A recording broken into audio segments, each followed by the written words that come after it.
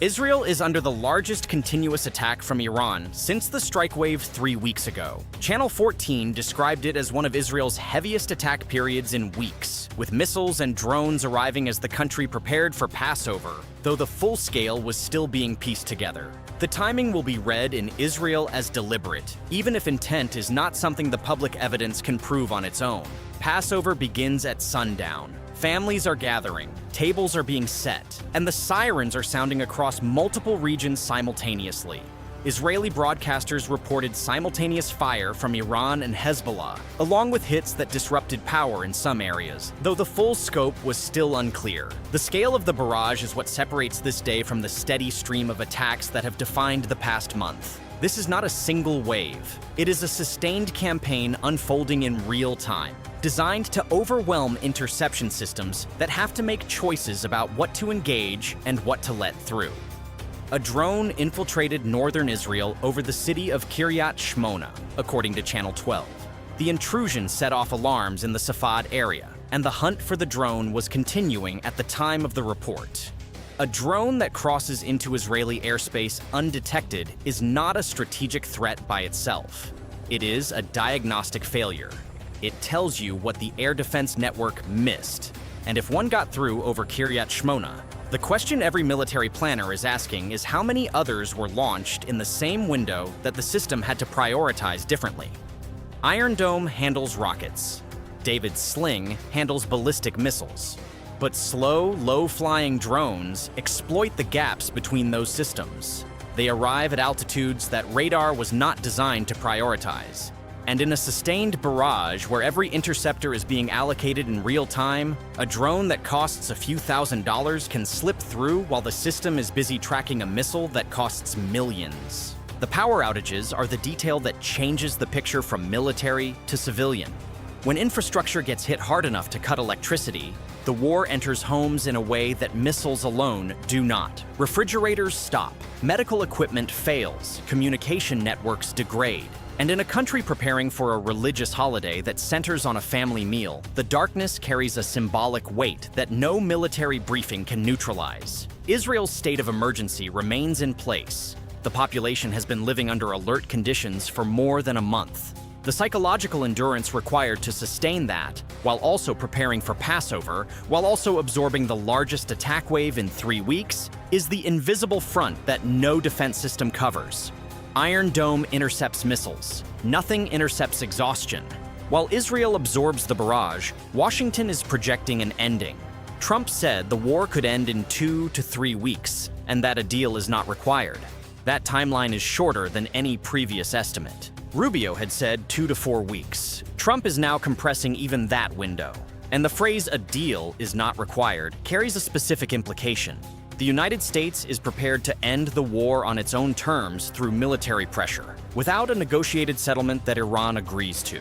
That is either a statement of overwhelming confidence or a declaration that Washington has given up on diplomacy and intends to dictate terms from the air. The distinction matters because Iran has already rejected the 15-point proposal as excessive, unrealistic, and illogical. If no deal is required, the question becomes, what does the end look like without one?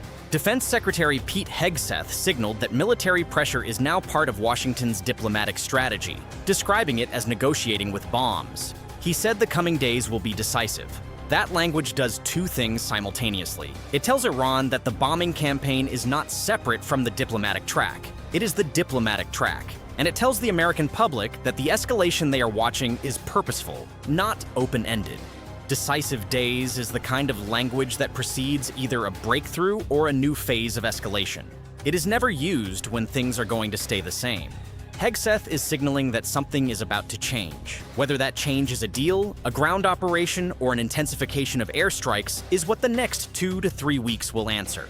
But the bombs Washington is dropping are losing some of their launching platforms. European resistance is now visible. Spain closed its airspace to U.S. planes involved in the war, while France and Italy denied certain U.S. flight requests, narrowing Washington's routing and staging options. The split has not become a formal rupture with Washington, but the operational effect is real. The U.S. Air Force and Navy now have fewer options for staging, refueling, and routing. The war is being squeezed from behind at the same moment it is being sustained from the front. The NATO withdrawals are strategically significant because of what they remove. Spain's airspace closure affects Atlantic routing. French base restrictions affect Mediterranean staging. Italian logistical limits affect supply chains that run through southern Europe to the Gulf. None of these countries has said it opposes the war publicly. All three have done something more damaging. They have made the war harder to fight logistically while maintaining the appearance of alliance solidarity. The effect is cumulative. Each restriction forces the Pentagon to reroute, replan, and absorb delays that compress operational windows. And the message to other NATO allies is that opting out is possible without consequence. If Spain, France, and Italy can restrict access and survive the diplomatic fallout, smaller allies watching from the sidelines now have a template. Into this environment drops the Chechen claim. Press TV reported on March 31st that Chechen military units loyal to Ramzan Kadyrov have declared their readiness to deploy to Iran if the US launches a ground invasion. The claim has not been confirmed by Moscow, by the Chechen government, or by any independent source. It lives inside the Iranian media ecosystem and has not appeared in Reuters, AP, or any Russian state media outlet that would normally carry a Kadyrov announcement of this scale. But it does not need to be true to be effective. The announcement is designed for two audiences. For Washington, a ground invasion means fighting forces aligned with a nuclear power. For Tehran, Iran is not alone.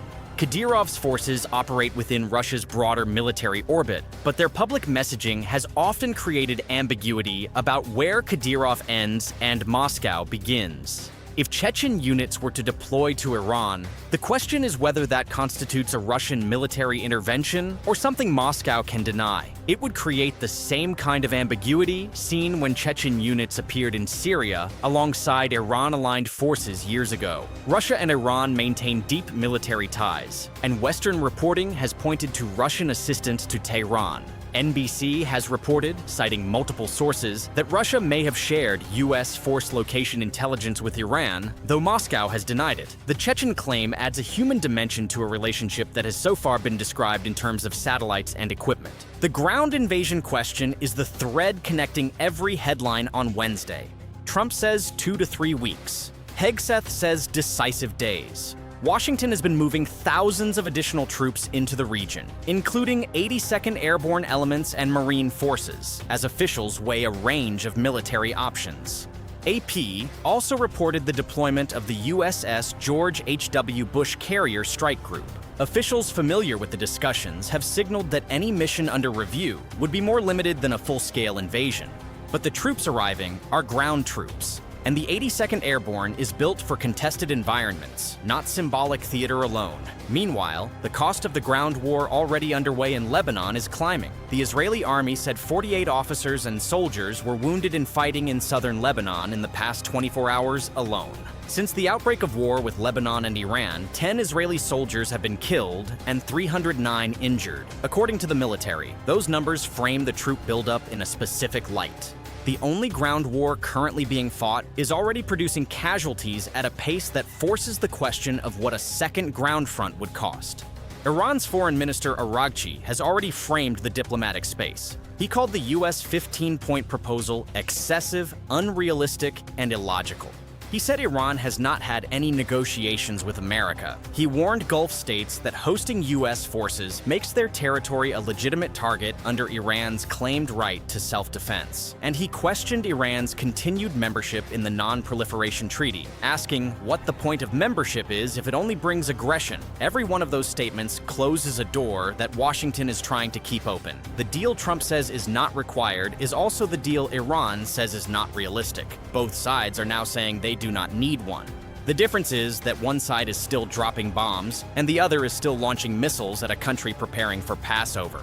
From Moscow's perspective, high oil prices, diverted Western attention, and pressure on U.S. stockpiles all work in Russia's favor. The Chechen deployment claim, whether real or performative, can serve all of those interests at once. It raises the cost of a ground invasion in the public imagination. It creates uncertainty about who U.S. forces might encounter. It positions Russia as a player in a conflict it has officially stayed out of. And it lands on the same day that 3 NATO allies are quietly restricting the military infrastructure that makes the war possible. Russia did not create that NATO fracture, but the Chechen announcement ensures that everyone notices it happened on the same day. The largest sustained barrage in 3 weeks hitting Israel during Passover preparations, power outages across the country, a drone slipping through over Kiryat Shmona, Trump saying 2 to 3 weeks without a deal, Hegseth saying negotiating with bombs, Spain, France, and Italy pulling back, Chechen fighters declaring readiness through Iranian state media,